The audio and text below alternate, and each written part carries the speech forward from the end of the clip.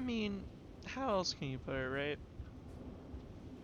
I'm not gonna go as far as to say that recontextualizes the whole DLC, puts the whole thing in an entirely different and much better light. I think that's a little bit of a stretch to a degree. However, I do think that what's here is really hitting me. Um, both because I love this idea of acceptance and moving on. This sort of ascension, moving past the ego thing that Rain World does already. Um, fuck, I almost fell. That would have been heartbreaking. I would have shit myself. Uh, but to have it in this light, just kind of seeing like what happens to the ones left behind. How do they feel about this really? And with that here, that's incredible. What about the ones who want to stay? Are they so wrong? But with that, I mean, it's good to juxtapose the two, you know? I think there's a level of, how to put it,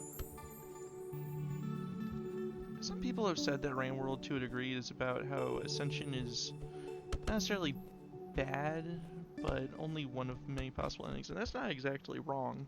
However, I mean, we can see that the original Rain World, all endings lead to Ascension pretty much. That's like the route. But this shows both that there is another way to go. You can help others ascend. You can be happy with what you are in life, basically.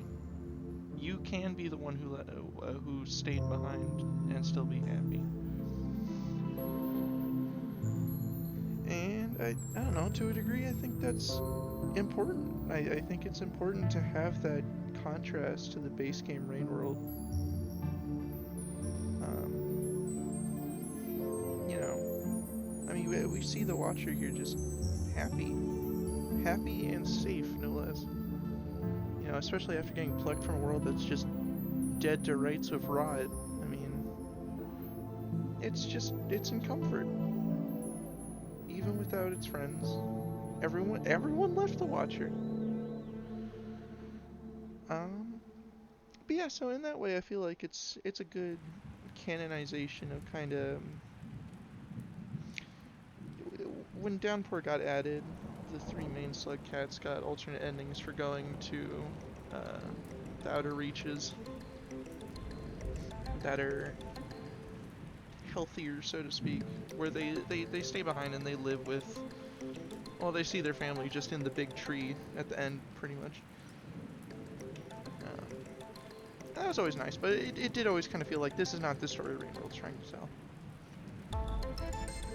And I think this is a good way of making that its own, basically.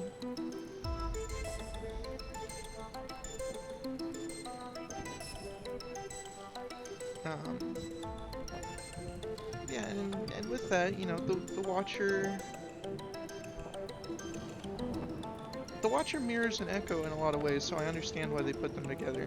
I mean, the entire point of both elements. I mean, and this is something that's construed through the main Rain World echoes too. Is they've just been watching. I mean, you've heard you know the one in Farmer Race pretty much just goes like, this is look at these bountiful fields. Now they've grown over and over throughout my many years, and then you see it in Saints and Downpour, and he's like, they're barren. Oh well. And so you also get those echoes every so often who are kind of like, I'm kind of glad I'm tied down. This gave me a new appreciation for things. Um, and so with that, the Watcher kind of echoes that in a lot of ways. But with that, we also see that, for one, echoes aren't beholden to just staying tethered to the earth forever. They can move on, but they might need a little help, so to speak. And that what's tying them always isn't always the, for lack of a better word, a lot of the echoes in the main game are arrogant, and I don't know if this has an official name. I'm just gonna call them Spinning Top because that's the ending. Um, I think to some degree we see that arrogance in spinning top from time to time, but it it paints it in a different light. It paints it as a sort of indignant arrogance. You know, a kind of I'm impotent. All I can do is watch and reminisce and be stuck here, pretty much. So I'm kind of projecting it onto you, Slugcat, who I perceive as beneath me. But by the end of the game, they kind of end up as equals, and part of that's also because the Watcher literally gets echo powers by the end. But with that, you know, I think it's more about empathy, more or less, and having that companion. In a way, the one who screams, I guess. In a way, it just kind of becomes a more empathetic, compassionate relationship.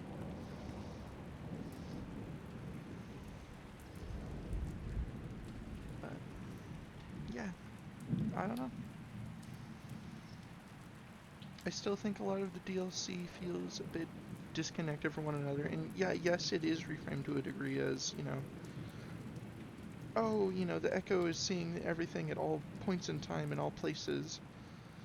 But at the same time, it's like, I don't know, I feel like a lot of the biomes you could have made into one coherent world. I mean, you've got like 3 or 4 machine areas, 3 or 4 rain and water areas, 3 or 4 desert areas. Like, I feel like those could have been there could have been an effort made to connect those, but I understand why not in the context of the story to a degree.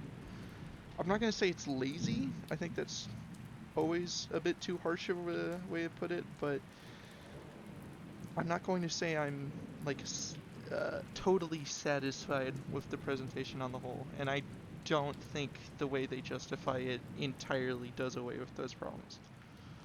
Um, that said, there is another ending I need to get. I was working towards it. It wouldn't let me get it because my game is busted. Um, but it seems cool. It seems to continue the theme of just kind of ascension through someone else's help and hands.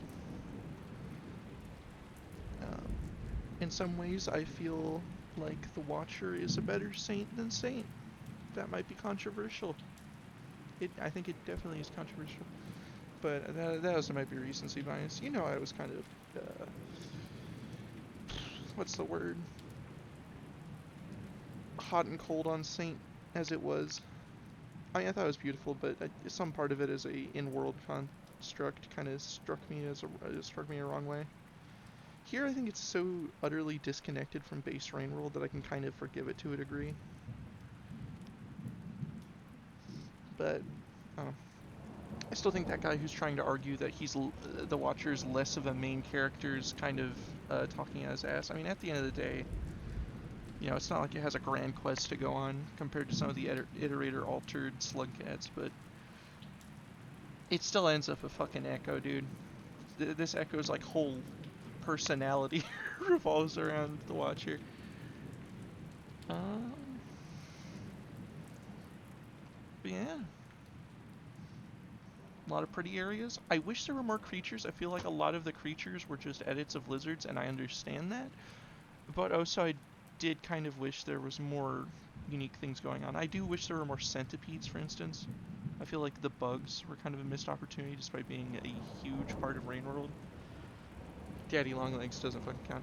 Oh, so this has like a weird love of the rot, and it's like I get it, but also I don't really understand how the rot functions as a in-universe concept now, because I kind of understood how it worked in Five Pebbles' context, but it has this like ever-expanding universe-consuming thing. It's like, I don't know, I kind of preferred Saint's take on it, where eventually after a point it just dies off, more or less. It just confuses me a little bit. I don't totally get it. Um, so yeah, I think overall, I would say this is probably like an 8 or 9 out of 10. I think after I get some patches, It'll be a definite 9 out of 10. I want to see the actual like final ending of this. I want to see the crystals placed around the world because I hear they're going to do collectible crystals, expedition, all that shit. So just just give it time to cook, basically. I mean, I've had my here and there's with bugs and shit, and I mean, I'm sure they're probably gonna rebalance those horrible coral caves, crabs that just kind of suck ass to deal with, and kind of no one likes. It seems like. Um, but yeah, I don't know. I think this is a good, except for that very last 10%, which really nails the landing. I think the majority of this is really good for piquing your interest and satisfying your exploration list. Um, but if you're not into wanderlust and if you are really dying for concrete story, like if you're like a super heavy downpour diehard, I've heard some complaints like, oh, it's not linear enough.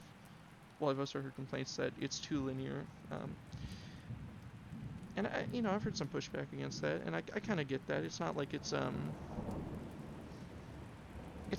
where you go is linear, but I think that's kind of a missing the point argument people are making. People are saying that the story is entirely linear because pretty much the only way to progress is just go to an echo, over and over and over. But I mean, to a degree, you can probably simplify the base Rain World game to go to Five Pebbles, go to Moon, fuck off. I mean, you don't even have to go to Moon, but you know. But I don't know. I guess I could see there just being more freedom of expression, I guess.